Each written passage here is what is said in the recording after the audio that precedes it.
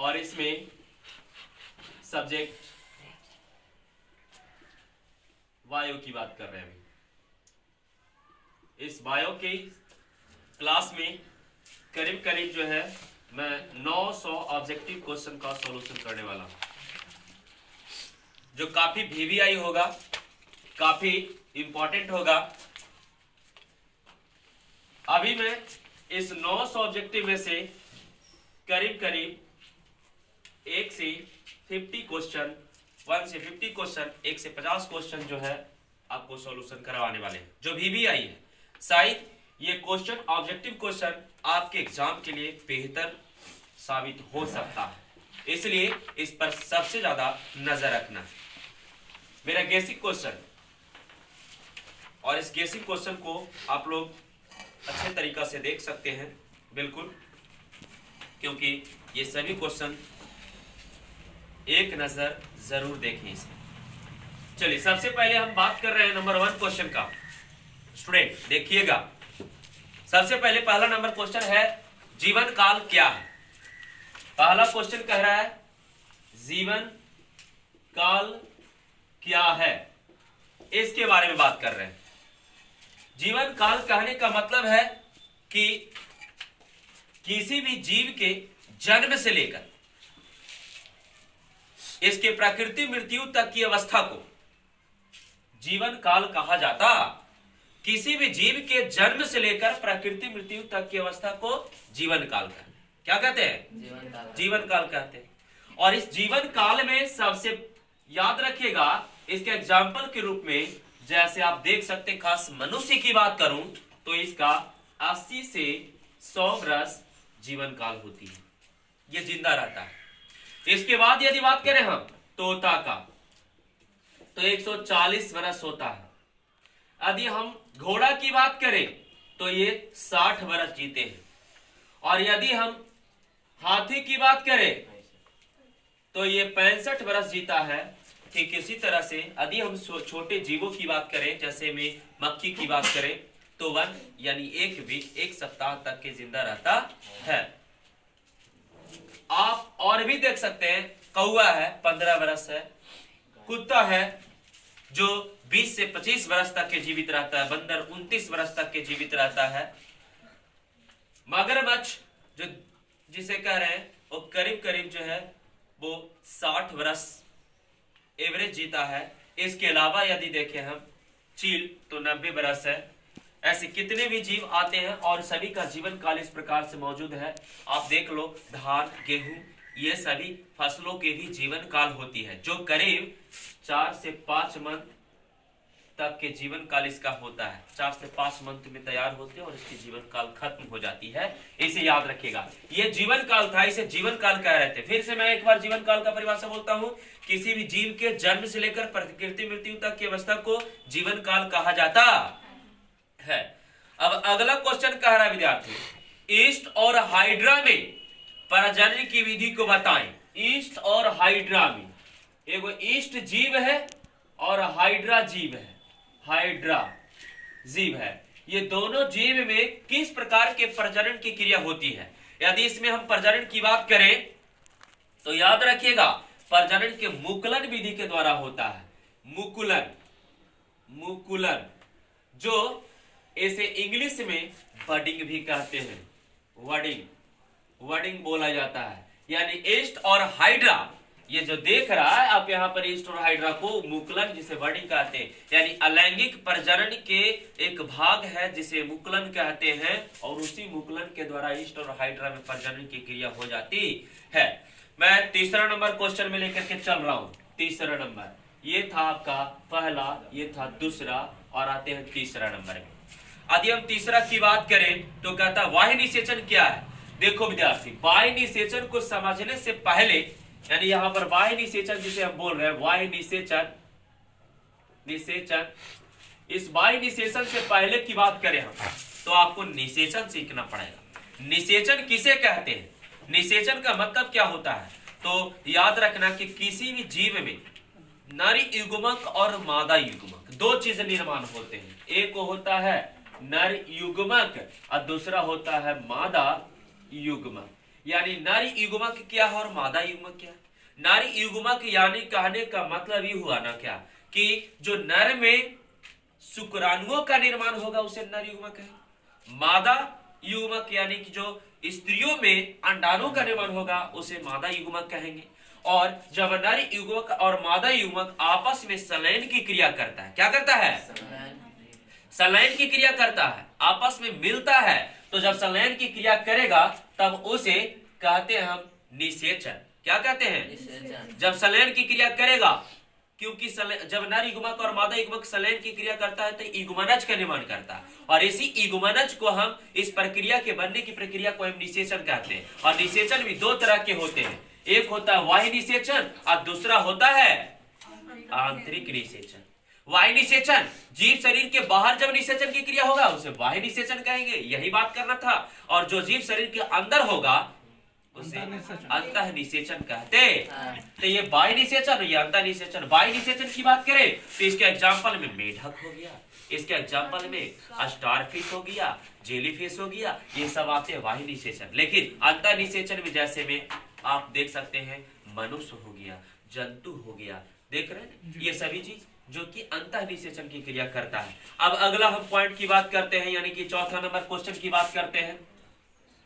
चौथा में कहता है क्या, पराग कोश में कितने कोष्ठ होते हैं, पराग कोश में कितने कोष्ठ होते हैं। सिंपल सी बात है, पराग कोश जैसे आप किसी पुष्प के एक भाग यानी पुरुष वाले भाग को, आप पुरुष वाला भाग एंड्रोसियम कहलाता है यानी पुमंग कहलाता है, उसको काट करके निकालिए और निकालिएगा तब बिल्कुल आपको इस प्रकार का जो है प्रतीत होगा, जिसे हम परागकोश कहते हैं। और इसमें 4 गो चैम्बर होते हैं, 1 चैम्बर, 2 चैम्बर, 3 चैम्बर और 4 चैम्बर, टोटल 4 चैम्बर होते हैं। तो याद रखिएगा कि परागकोश में कितने कोष्ठ होते हैं, 4 कोष्ठ होते हैं।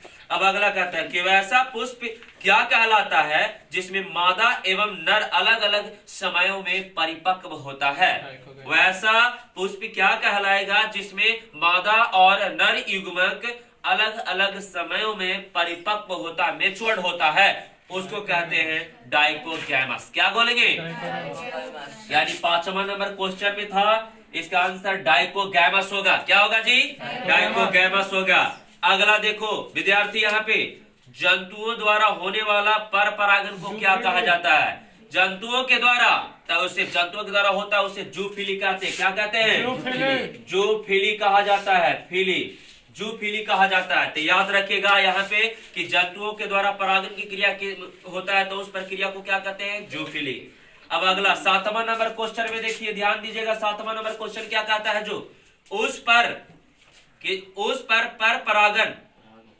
परागन का नाम बताएं जो घोंगे के द्वारा होता है। माने पर परागन के जो हो रहा है उसमें वो प्रकार है उसको बताना है, तो उसका क्या होगा, मेलिस्कोफिली कहलाएगा। कौन सा फिली, यानी याद रखिएगा कि पर परागन जो है उसका नाम क्या है, घोंगा के द्वारा जब होगा तो घोंगा के द्वारा होने वाले को कहा जाता है मेलिस्कोफिली, मेलिस्कोफिली कहा जाता है, मेलिस्कोफिली,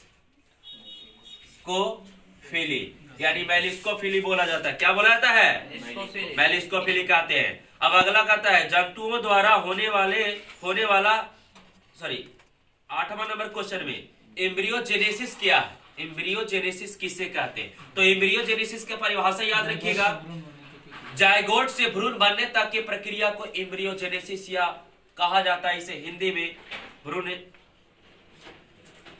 भ्रूणोद्भव कहा जाता है, उसे एम्ब्रियोजेनेसिस कहा जाता है।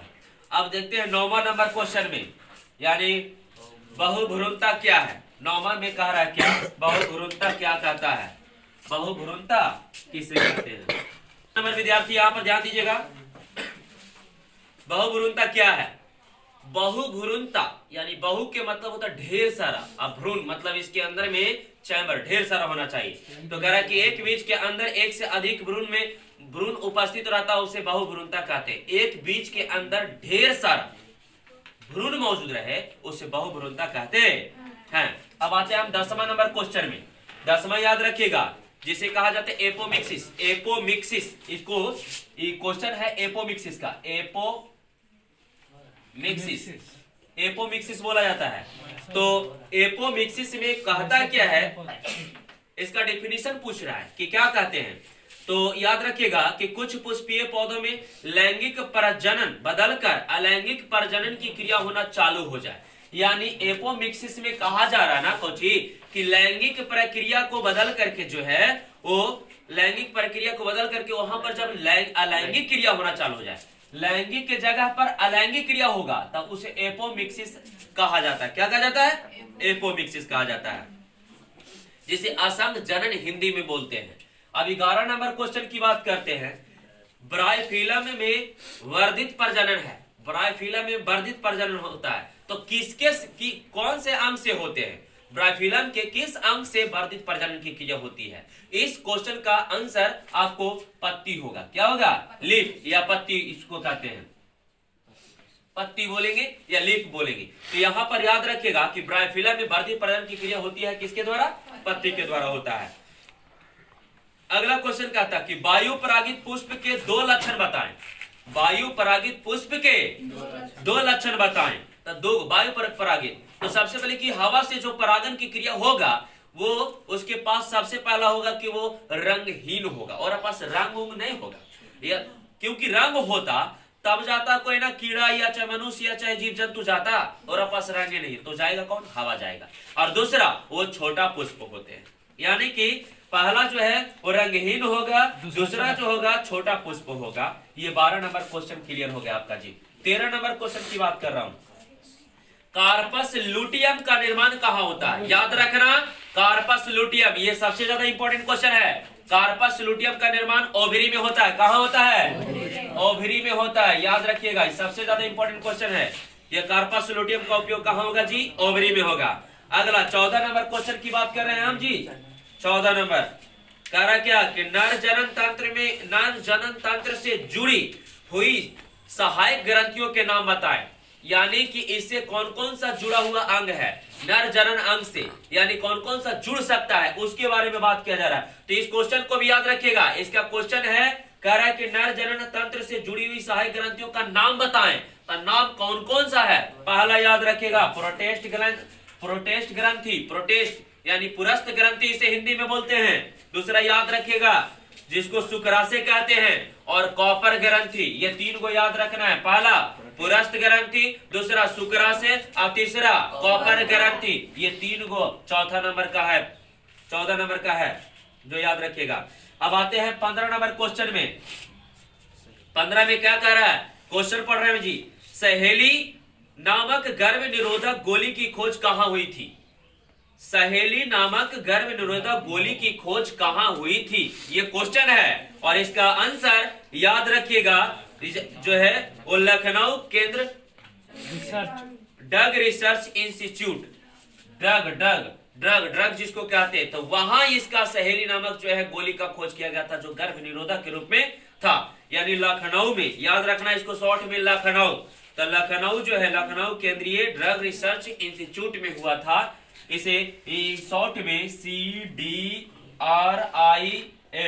यानी CDRIL के नाम से भी जाना जाता है, इसको याद रखना। अब आते हैं हम 16 नंबर क्वेश्चन में। करा क्या कि साधारणतः मासिक चक्र कितने दिनों में होता है? 28 दिन। मासिक चक्र कितने दिन में होती है? 28 दिन, यानी 28 दिन याद रखिएगा। 28 दिन में मासिक चक्र की क्रिया हो जाती है। अब अगला 17 नंबर क्वेश्चन यदि देखिएगा तो 17 नंबर में कहता है क्या कि भ्रूण के 3 जनन स्तर का नाम बताएं। भ्रूण यानी कोई बच्चा है, अभी वो बच्चा नहीं बल्कि उसको भ्रूण बोलेंगे हम, यानी जो भ्रूण किसी माँ के गर्भाशय में अवस्थित है, तो वहां पर 3 लेयर होते हैं। उस 3 लेयर का नाम याद रखिएगा हमेशा, इक्टोडर्म, मेसोडर्म और एंडोडर्म। इक्टोडर्म, मेसोडर्म, मेसोडर्म और एंडोडर्म, यानी ये 3 को होते हैं विद्यार्थी, जो हमेशा याद रखिएगा कि ये तीनों उस भ्रूण के पास होता है मौजूद, याद रखना। अब आता है 18 नंबर क्वेश्चन की बात करते हैं। कह रहा है कि दो यौन संचारित रोगों का नाम बताएं। तो याद रखना, पहला गोनेरिया, दूसरा एड्स। ऐसे भी बहुत सारा होंगे, जैसे में सिफिलिस है, हर्पिस है, ये सब एक यौन संचारित रोग है, इसे यौन संचारित रोग कहते हैं। इसके अलावा यूरेथ्राइटिस है, ये सभी भी आते हैं जो यौन संचारित के अंतर्गत आता है। तो फिर से एक बार बोल रहे हैं, यौन संचारित इंपॉर्टेंट है। सबसे पहले इसका डेफिनेशन पूछेगा, दूसरा इसका कौन कौन आता है, तो जैसे में याद रखिएगा, गोनेरिया है, एड्स है, सिफिलिस है, हर्पिस है, यूरेथ्राइटिस है, ये सभी जो आते हैं ये सब एसटीडी यौन संचारित रोग के अंतर्गत आता है। यहाँ तो दो पूछ रहा था, इसलिए मैंने दो बताया था। अब 19 नंबर क्वेश्चन में बात बोल रहे हैं, कह रहा है कि टेस्टिस द्वारा स्रावित होने वाले हार्मोन का नाम बताइए। टेस्टिस द्वारा स्रावित होने वाले हार्मोन का नाम, ये क्वेश्चन है, याद रखिएगा। टेस्टिस से बस जुड़ गया है कौची, टेस्टेरोन। टेस्टिस से जुड़ गया कौची, टेस्टेरोन। ये वो टेस्टेरोन हार्मोन है जो स्रावित होता है, यानी टेस्टिस से जुड़ गया टेस्टेरोन, इसको याद रखिएगा। अगला कहता है 20 नंबर में, तो याद रखना है पे 20 वाला में क्या कहता है, 20 नंबर क्वेश्चन में कह रहा है क्या कि एक अल्पकालिक अंतःस्रावित ग्रंथि का नाम, अल्प स्रावित ग्रंथि का नाम, अल्प यानी कि शॉर्ट टाइमिंग के लिए, एकदम शॉर्ट टाइमिंग के लिए, इसलिए यहाँ पर लिखा गया कि एक अल्पकालिक अंतःस्रावित ग्रंथि का नाम जिसका संबंध मादा जनन तंत्र से होती है, जिसका संबंध कहां से होता है, मादा तंत्र से होता है। तो इसको याद रखिएगा, बस सिंपल सा इसका आंसर है कार्पस लुटियम। कौन सा भाई, तो कार्पस लुटियम। 20वां का आंसर हो जाएगा कार्पस लुटियम हो जाएगा, तो इसको याद रखिएगा, कार्पस लुटियम। 20 नंबर का आंसर कार्पस लुटियम होता है। अगला देखिए 21 नंबर क्वेश्चन में याद रखना है, कार्पस लुटियम द्वारा स्रावित होने वाले हार्मोन्स का नाम लिखे। यानी जो कार्पस लुटियम है ना, उसके द्वारा कौन सा हार्मोन स्रावित होता है, तो याद रखना है प्रोजेस्टेरोन और एजेस्ट्रॉन। प्रोजेस्टेरोन और एजेस्ट्रॉन, ये सबसे ज्यादा बीबीआई क्वेश्चन है कार्पस लुटियम से, क्योंकि ये आता है क्वेश्चन, है ना, ये सबसे ज्यादा बीबीआई है। इसको याद रखिएगा कि कार्पस लुटियम जो है, इससे दो गो हार्मोन स्रावित होते हैं। एक सबसे पहले स्रावित होगा कौची, प्रोजेस्टेरोन, और दूसरा क्या चीज होगा, एजेस्ट्रॉन। तो इसको याद रखना है। 21 नंबर क्वेश्चन क्लियर हो गया आपका। 22वां की बात करते हैं, केला को पार्थेनोकार्पी का एक अच्छा उदाहरण क्यों माना गया है। केला जो है ना, वो पार्थेनोकार्पी का एक अच्छा उदाहरण क्यों माना गया है, इसलिए माना गया है ना कि केला जो है वो फल बिना निषेचन ही विकसित हो जाता है। एरा में निषेचन की क्रिया करने की जरूरत नहीं, बिना निषेचन के ही यह जो है विकसित कर जाता है, इसलिए ज्यादा इंपॉर्टेंट है, इसलिए ज्यादा इसको कहा जाता है, अच्छा उदाहरण माना गया है। किसके लिए भाई, तो पार्थेनोकार्पी के लिए। ऐसे भी पार्थेनोकार्पी का परिभाषा कहलाता है कि वैसा कोई भी चीज जो बिना निषेचन के द्वारा उत्पन्न हो जाता है उसे पार्थेनोकार्पी कहते हैं। अब आते हैं 23वां नंबर क्वेश्चन में। 23वें में क्या कह रहा है कि विज्ञान की वह शाखा क्या कहलाती है जिससे माता पिता और संतान के समान असमान गुणों को अध्ययन किया जाता है। सिंपल सी बात है, माता पिता और उसके बच्चों के बीच असमान और असमान गुणों के बारे में अध्ययन करने की बात कर रहा है। विज्ञान की शाखा है, इसलिए इसका आंसर है जेनेटिक। इसे हिंदी में अनुवांशिकी कहते हैं। क्या कहेंगे, अनुवांशिकी कहेंगे। जरा में माता पिता है उसके बच्चे के बारे में अध्ययन करेंगे तो वो जेनेटिक कहलाएगा। क्या कहलाएगा, जेनेटिक कहलाएगा। इस बात को ध्यान में रखना है। अब देखो विद्यार्थी, यहाँ पर कह रहा कौची, यानी 24 नंबर क्वेश्चन में कह रहा कि पीढ़ी पर पीढ़ी, यानी पीढ़ी पर पीढ़ी नहीं बल्कि पीढ़ी दर पीढ़ी, याद रखिएगा। यहाँ पर थोड़ा सुधार लीजिए, पीढ़ी दर पीढ़ी सवर्ती होने वाले, हाँ संचरित होने वाले, यहाँ सवर्ती लिखा हुआ है, क्वेश्चन थोड़ा सा रॉन्ग लिख दिया है।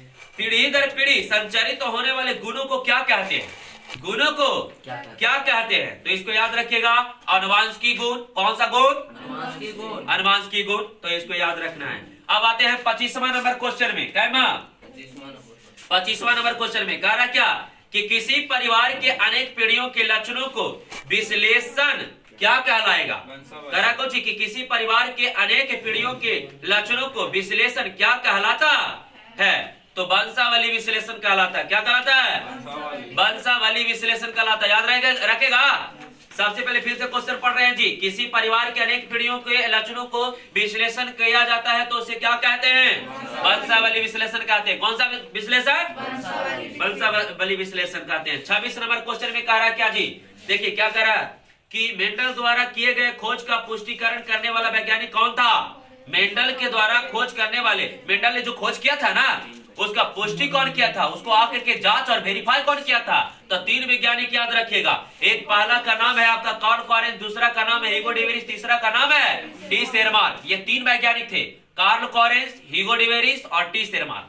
तो इसको भी याद रखिएगा। अब कौची कर रहा है, 27 नंबर में कह रहा है एलील क्या है, एलील किसको कहते हैं, एलील तो कह रहा है कि जीवों में स्थित जीनों के वैकल्पिक रूप को, है ना, जीन के वैकल्पिक रूप को एलील कहा जाता। और जीन किसको कहेंगे, तानवांस्की के एक इकाई को जीन कहते हैं। इसको भी याद रखेगा। ये सब छोटा छोटा क्वेश्चन है लेकिन पूछता जरूर है। प्रभावी गुण किसे कहते हैं, प्रभावी गुण का मतलब याद रखिएगा कि प्रभावी गुण किसको कहा जाता है। कह रहा है जी कि संकरण के बाद पहली पीढ़ी में विपरीत गुण के जोड़े में दिखाई देने वाले गुण को प्रभावित गुण कहते हैं। बिल्कुल इससे भी आसान यदि रख रहा है याद, तो प्रभावी गुण वैसा गुण यानी कि माता पिता के बीच क्रॉसिंग करने के बाद जो गुण दिख जाए उसे प्रभावी गुण कहते हैं, और जो गुण ना दिखे उसे अप्रभावी गुण कहते हैं। छुपा रहे उसे अप्रभावी गुण कहेंगे। तो यहाँ पर प्रभावी अप्रभावी गुण के बारे में याद रखिएगा जरूर। अब कहता है फिनोटाइप शब्द क्या है, फिनोटाइप शब्द किसे कहते हैं और फिनोटाइप शब्द का मतलब क्या होता है। तो कह रहा है क्या कि किसी भी लक्षण बाहरी रूप से दिखाई देते, किसी भी लक्षण बाहरी से दिखाई दे दे। तो बाहरी से जैसे देखिए यहाँ पर हम बता रहे हैं कैपिटल टी या स्मॉल टी, एरा में कौन पहले दिखेगा, कैपिटल टी दिखेगा ना, यानी ये प्रभाव में है इसीलिए प्रभावी इसको कहते हैं, है ना। तो यहाँ पर याद रखिएगा लंबा और बौना, तो ये लंबा हो गया ये बौना हो गया, तो लंबा पहले दिखेगा बौना बाद में दिखेगा, इसलिए इसे फिनोटाइप कहते हैं। तो याद रखिएगा इस चीज को। अब कहता है होमोजाइगस शब्द का मतलब क्या होता है, होमोजाइगस, होमोजाइगस का मतलब याद हमेशा रखिएगा कि द्विगुणित अवस्था में दोनों अलील समान होगा। द्विगुणित अवस्था में जैसे देखिए मान लिया जाए कि एक गुणसूत्र X है और दूसरा भी X है, एकरा पर अलील आ गया तो दोनों समान है। यदि X और Y है, एरा पे अलील A है, एरा पर अलील B आ जाए, या X और B है, एरा पर A और B है ना, तो ऐसी स्थिति में अलील असमान, इसे जो है कभी भी हम कह नहीं सकते हैं कि होमोजाइगस है। होमोजाइगस के मतलब है कि समान अलील आना, द्विगुणित अवस्था में भी अलील क्या होना चाहिए, समान आना चाहिए, इक्वल आना चाहिए, तो इसे कहते हैं होमोजाइगस, होमोजाइगस कहा जाता है। अब आता है जीनोटाइप किसे कहते हैं, 31 नंबर क्वेश्चन है जी, 31 नंबर क्वेश्चन को जीनोटाइप पूछा गया कि जीनोटाइप किसे कहते हैं। जीनोटाइप को याद रखना है, जीनो का मतलब होता है क्या, आंतरिक जीवों की जीन संरचना को जीनोटाइप कहते हैं। ये शॉर्ट में है लेकिन याद रखना जीनोटाइप का मतलब होता है ना क्या कि जीना है तो अंदर से, है ना, यानी जीनोटाइप कहलाएगा, क्या कहलाएगा, जीनोटाइप, यानी आंतरिक संरचना को, आंतरिक गुण को जीनोटाइप कहा जाता है। और फिनोटाइप कह रहे थे बाहरी वाला को, फिनो का मतलब जो है बाहर, यानी कि ये बाहर से दिख रहा था, तो ये अंदर से दिख रहा है, तो इसको याद रखिएगा जीनोटाइप का मतलब क्या होता है। जो अब आते हैं 32 नंबर क्वेश्चन में, हम 32 नंबर क्वेश्चन क्या कर रहा है, हेट्रोजाइगस का क्या तात्पर्य है, हेट्रोजाइगस का क्या तात्पर्य है। तो याद रखना कोशिका के द्विगुणित अवस्था जिसमें दोनों अलील अलग अलग होता हो, हेट्रोजाइगस, हेट्रोजाइगस मतलब ऐसा पता चल रहा है कि हेट्रो का मतलब क्या होता है, 20 अलग अलग, तो दोनों अलील क्या होना चाहिए, अलग अलग होना चाहिए। यहाँ पर होमोजाइगस में एक समान था लेकिन हेट्रो में अलग अलग है, इस चीज को याद रखिएगा।